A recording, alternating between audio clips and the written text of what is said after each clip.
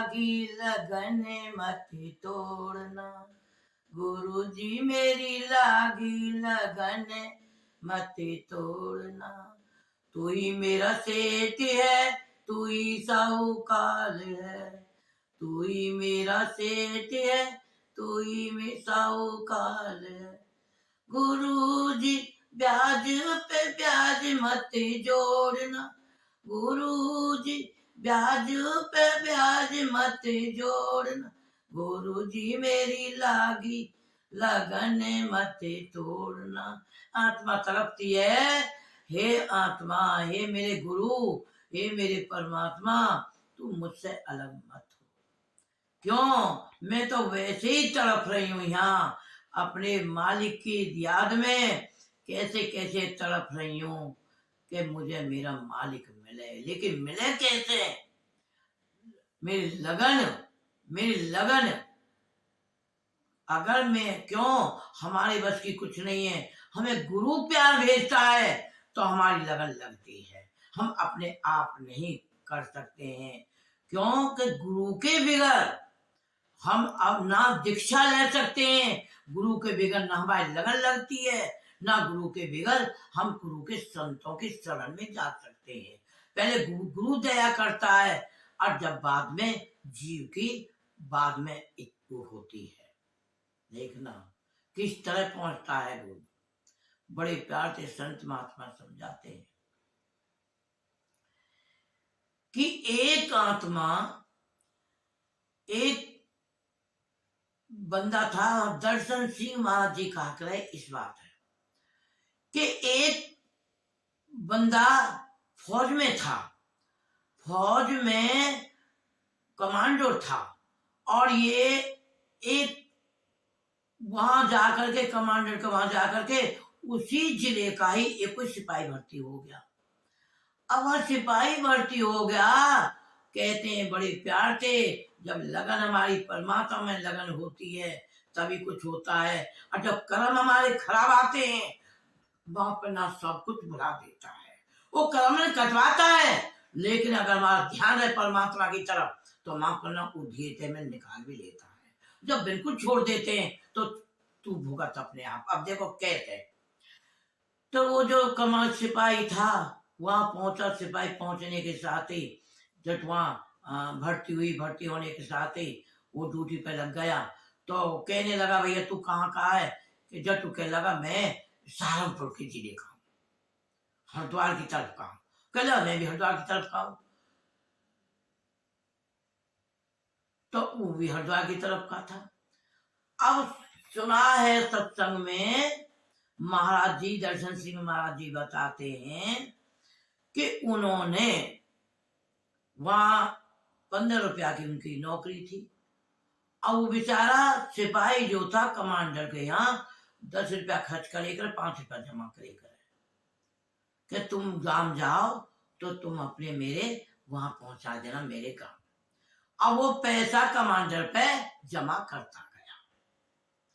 तो गुरु की प्यार साथ संगत जी ऐसे सुन लेते, हमें क्या होता है, क्या साथ में बीती। जब वो वहां पे एक दिन क्या हुआ कि दूसरे देश के दुश्मन आ गए। जब दूसरे देश के दुश्मन आ गए तो वो कमांडो कहने लगा कि भाई, और वो कई फौज गई हुई थी लड़ाई में, अब वहां कोई भी नहीं था, वही था उसके गांव के जिले का जो था वही था, और घोड़ी भी उसके कोई ले गया। माफ करना, जो घोड़ी उस सिपाही पे थी उस घोड़ी को कोई ले गया।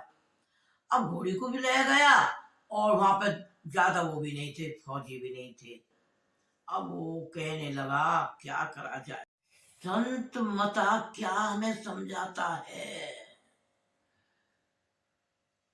तो वहां जब वो कहने लगे भैया दुश्मन ने जोर दे दिया है, तू जल्दी जा। क्या मेरी घोड़ी नहीं है?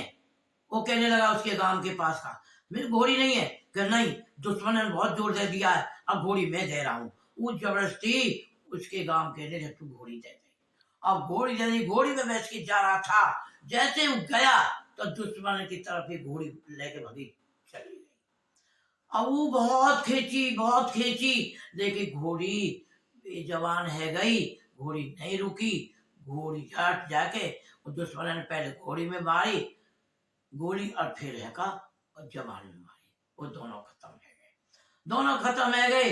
तो माफ करना, दर्शन सिंह महाराज जी की किताब में क्या लिखा हुआ है, सत्संग में क्या बोलते हैं, वो जो दुश्मन, वो जो सिपाही था, अब उस सेठ के यहाँ उसके बच्चा नहीं हुआ था, अब रिटायर है के आया, अब वह सेठ के बेटा हुआ, 15 साल में 16 साल में भाई सेठ के बच्चा हुआ, सेठ के बच्चा हुआ, हंगामा मच गए, हल्ला मच गया। देखो कर्म कैसा कैसा होता है, किस तरह हम कर्म काटते हैं, कैसा हमारा लेना देना होता है। हम संतों की सत्संग में जा करके, संतों के सत्संग में हमें पता पड़ती है। वो जो लड़का था जब सेठ के आकर दिन दुगनी रात सवाई, 9 साल पहले छोटी छोटी शादी हुआ करती थी, 9 साल की उसकी शादी है, शादी है 9 साल की। और जब 9 साल की शादी हुई तो वो जो लड़का शादी है गई, अब शादी होने के साथ वो बीमार पड़ गया, अब शादी होने के साथ बीमार पड़ गया। अब तो लाला चार लंगट बोले, यहाँ डॉक्टर पे ले जाओ, अस्पताल में ले जाओ, साल बीत गए, दिखाते दिखाते दिखाते, लेकिन लड़का ही ठीक न हुआ। वो अब क्या हुआ, कोई आई बहुत होशियार, कोई समझदार आई, आकर कहने लगी, अरे कहीं नहीं दिखाया, हापत जी के यहाँ ले जा, हापत जी देखियो है सके ऊपर का कोई हो। अब वो मुल्ला के पास लेके गए, मुल्ला के 2 बैलों की गाड़ी थी, गाड़ी में लेट के ले गए। अब गाड़ी में लेट के वो ले जा रहे थे, वहां जाकर के उनने मुल्ला ने जन क्या दिया, पुरिया दही गंडा दिया, दे करके पुरिया गंडा, और जैसे वहां तक चले, वहां चलने के साथ ही एक साथ वो लड़का बड़े तेज हंसा, गाड़ी में 2 पहिए की गाड़ी में बहुत तेज हंसा, बैलों की गाड़ी थी। जब तू बाप को कहने लगा, लाला बेटा क्या हुआ, तू क्यों हंस रहा है, बड़ा डर गया एक साथ। बाप, बेटा तू ऐसे क्यों हंसा, क्या मैं न्यों हंसा कि मैं वो ही सिपाही हूं जो मैं तो पर पैसा मैंने जमा किए थे, वही जो पैसा मैंने तो पर जमा किए थे, और वो ही ये 2 पैसा रह गए थे, ये मैंने अब मुल्ला के यहाँ दिवाए दिए, अब तेरा मेरा हिसाब बराबर हो गया।